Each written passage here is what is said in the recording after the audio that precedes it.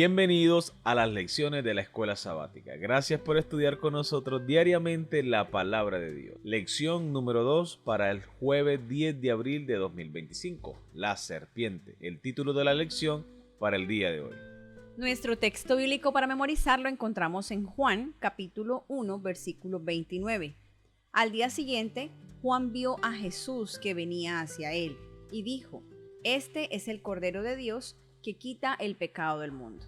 La adoración es un tema clave en Apocalipsis. El autor y promotor de los falsos sistemas de culto es identificado como el dragón en Apocalipsis capítulo 13, versículo 2 al 4. Y la bestia que vi era semejante a un leopardo, y sus pies como de oso, y su boca como boca de león. Y el dragón le dio su poder y su trono, y gran autoridad. Vi una de sus cabezas como herida de muerte, pero su herida mortal fue sanada. Y se maravilló toda la tierra en pos de la bestia, y adoraron al dragón que había dado autoridad a la bestia, y adoraron a la bestia diciendo: ¿Quién como la bestia?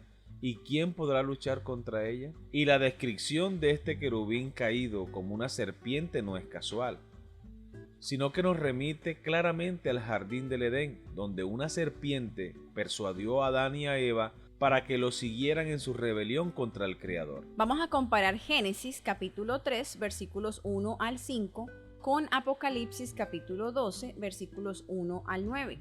Y vamos a responder la pregunta: ¿cuáles son algunos de los temas comunes en ambos relatos? También, ¿cómo nos ayudan los detalles registrados en Génesis acerca de la serpiente a entender algunos de los temas que condujeron a la guerra celestial previa mencionada en Apocalipsis? Génesis capítulo 3, versículos 1 al 5. La serpiente era el animal más astuto de todos los que Dios, el Señor, había creado. Así que le dijo a la mujer: ¿Así que Dios les ha dicho a ustedes que no coman de ningún árbol del huerto? La mujer le respondió a la serpiente: Podemos comer del fruto de los árboles del huerto, pero Dios nos dijo: No coman del fruto del árbol que está en medio del huerto, ni lo toquen, de lo contrario morirán. Entonces la serpiente le dijo a la mujer: No morirán. Dios bien sabe que el día que ustedes coman de él, se les abrirán los ojos y serán como Dios, conocedores del bien y del mal. Apocalipsis capítulo 12, versículos 1 al 9. Pudo entonces verse una gran señal en el cielo. Apareció una mujer cuyo vestido era el sol. La luna estaba debajo de sus pies y su cabeza llevaba una corona con 12 estrellas. Estaba encinta y gritaba por los dolores de parto y por la angustia del alumbramiento. También pudo verse en el cielo otra señal. Apareció un gran dragón rojo con 7 cabezas y 10 cuernos, y con una diadema en cada cabeza. Con su cola arrastró a la tercera parte de las estrellas del cielo y las arrojó sobre la tierra. Luego el dragón se colocó frente a la mujer que iba a dar a luz para devorar a su hijo en cuanto naciera. La mujer dio a luz un hijo varón, el cual gobernará a todas las naciones con cetro de hierro. Pero su hijo le fue arrebatado para Dios y su trono. La mujer huyó entonces al desierto, a un lugar que Dios le había preparado, para que allí la alimentaran durante 1260 días. Después hubo una batalla en el cielo. Miguel y sus ángeles lucharon contra el dragón, y el dragón y sus ángeles también lucharon, pero no pudieron vencer, y ya no hubo lugar para ellos en el cielo. Así fue expulsado el gran dragón, que es la serpiente antigua que se llama Diablo y Satanás, y que engaña a todo el mundo. Él y sus ángeles fueron arrojados a la tierra. Muy bien, recordemos las preguntas. ¿Cuáles son algunos de los temas comunes en ambos relatos? ¿Cómo nos ayudan los detalles registrados en Génesis acerca de la serpiente a entender algunos de los temas que condujeron a la guerra celestial previa mencionada en Apocalipsis? Muy bien, aquí notamos que los temas comunes en ambos textos son, por ejemplo, la figura de la serpiente y Satanás. En Génesis encontramos una serpiente astuta que engaña, y en Apocalipsis se revela que esa serpiente es Satanás, el enemigo celestial que fue expulsado del cielo. Otro aspecto es el engaño y la acusación. En Génesis, por ejemplo, la serpiente engaña a Eva distorsionando la palabra de Dios, y en Apocalipsis, capítulo 12, especialmente los versículos 9 al 10, Satanás es descrito como el que engaña al mundo entero y el que acusa a los fieles ante Dios. También encontramos la rebeldía contra Dios. Recordemos que el pecado original en Génesis es el resultado de cuestionar la autoridad de Dios. Y en Apocalipsis, pues Satanás representa una rebelión celestial, un desafío directo a la soberanía divina. Como aspecto número 4, el conflicto cósmico. Génesis introduce el conflicto entre el bien y el mal, es decir, entre Dios y la serpiente. Apocalipsis muestra este conflicto como una gran guerra celestial que tiene repercusiones en la tierra. Y finalmente la mujer como figura clave. En Génesis, Eva es la mujer que es engañada y también es la que sería madre. En Apocalipsis aparece otra mujer simbólica que representa al pueblo de Dios, la iglesia, también en conflicto con el dragón. Ahora bien, ¿cómo nos ayudan los detalles de Génesis a entender Apocalipsis capítulo 12? Número 1. Identificación del enemigo. Génesis no nombra a Satanás, pero Apocalipsis lo identifica claramente como la serpiente antigua. Esto cierra el círculo revelando quién estaba detrás del primer engaño. Número 2. Motivación del conflicto. En Génesis la serpiente promete a los humanos que serán como Dios, reflejando una ambición que probablemente también motivó la rebelión celestial de Satanás. Lo podemos ver también en Isaías 14, 12 al 14 y Ezequiel 28, 12 al 17. Número 3. El patrón del enemigo. Lo que comenzó con el engaño de Eva es parte de un patrón más amplio. Satanás como el gran engañador desde el principio hasta el fin, de acuerdo con Apocalipsis capítulo 12, versículo 9 y Juan capítulo 8, versículo 44. Número 4. La enemistad prometida. En Génesis 3:15 se introduce la profecía del conflicto eterno entre la descendencia de la mujer y la serpiente, lo cual encuentra un eco en Apocalipsis con el ataque del dragón contra el hijo de la mujer y luego contra su descendencia. Hay dos relatos bíblicos en los que Satanás hace descarriar al mundo entero.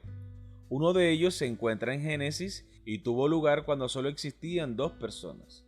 El otro está en Apocalipsis capítulo 12 y el capítulo 13, donde Satanás es identificado como quien engaña a todo el mundo. Apocalipsis capítulo 12, versículo 9. Y otorga poder a la bestia que sube del mar para que toda la tierra se maraville y la siga. Apocalipsis capítulo 13, versículos 2 y 3. Uno de los temas de la profecía bíblica es la naturaleza inmutable del gran conflicto. El carácter y la palabra de Dios no cambian, como tampoco lo hacen las ambiciones del diablo. Afortunadamente, puesto que la naturaleza del gran conflicto no cambia y debido a que tenemos puntos de referencia claros en las profecías, los cristianos podemos evaluar las tendencias y reconocer dónde se encuentran las trampas espirituales. Dios siempre será quien es, al igual que el diablo. Satanás puede usar 1000 disfraces, pero milenios de historia humana caída y el escenario profético descrito en el Apocalipsis demuestran que nunca se desvía de la estrategia que utilizó en el Edén. Dios nos ha prometido sabiduría y discernimiento, como lo encontramos en Santiago 1:5. Y si alguno de vosotros tiene falta de sabiduría, pídala a Dios, el cual da a todos abundantemente y sin reproche, y les será dada. Contamos además con la infalible guía de las Escrituras. En vista de todo ello, no necesitamos ser víctimas de los engaños del diablo, aunque desgraciadamente muchos lo han sido y la mayoría lo será. Piensa en cómo cambia la cultura y las normas sociales con el tiempo. Lo que antes era aceptable se convierte en inaceptable y viceversa.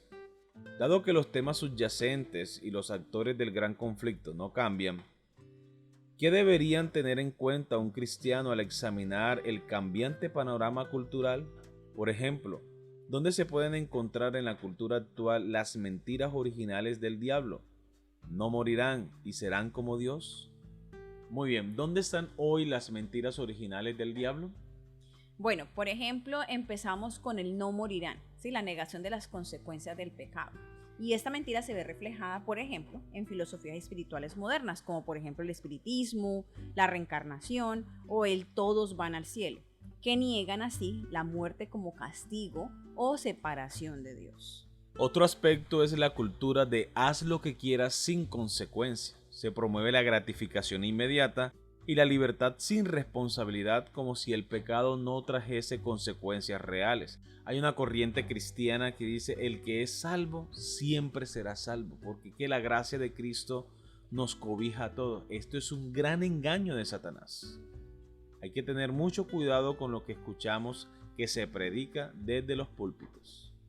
También están, obviamente, las películas, los libros y los medios que presentan la muerte como un paso trivial o una aventura mística, ignorando obviamente la gravedad bíblica del pecado y sus resultados. Ahí tenemos que filtrar muy bien los libros, los materiales que consumimos, todo esto que nos lleva a pensar en estas cosas de una manera diferente a como la Biblia lo presenta. Vamos a analizar ahora la expresión serán como Dios, exaltación del yo, independencia de Dios. Esta mentira se expresa en, por ejemplo, el culto al yo y el empoderamiento sin Dios, frases como cree en ti mismo, tú tienes el poder, tu verdad es lo que importa, exalta al ser humano como su propio Dios.